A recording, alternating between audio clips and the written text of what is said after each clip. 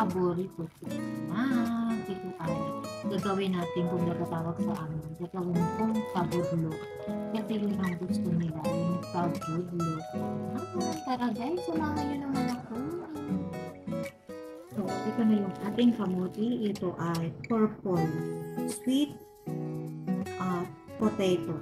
Ay, ito ay purple guys. Samahan naman ako. Ayun!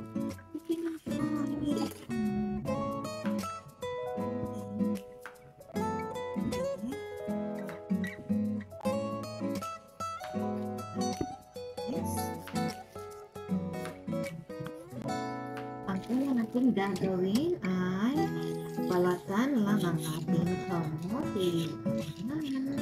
Balatan natin lang siya guys.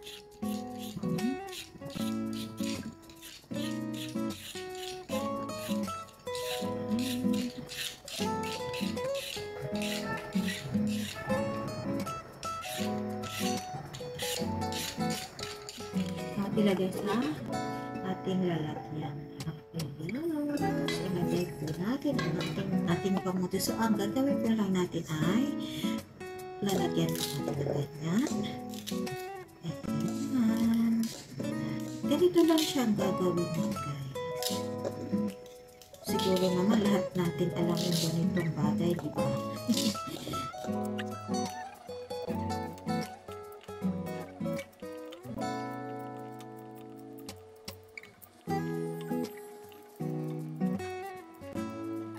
Lalagyan natin ng 1 litrong tubig. At syempre, may dahon tayo ng pandan. At tutupuin lang po. At gagawin natin ng ganito lang siya para hindi magkahiwa-hiwalay.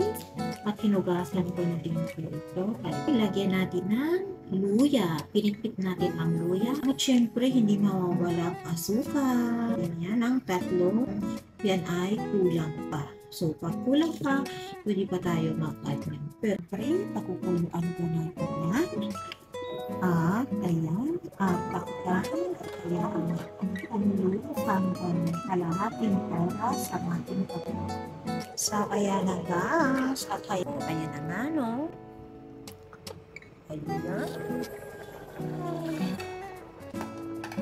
Pero start pa lang ito mag-work, guys.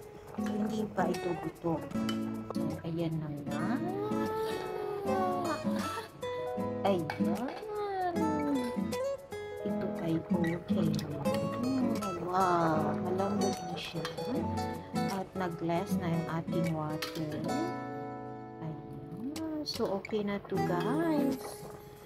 So, kung tamang kulay at tamang kulay ng sabaw at yung kulay ng ating kamote, ayan. So, ready to eat na to guys. Kamote.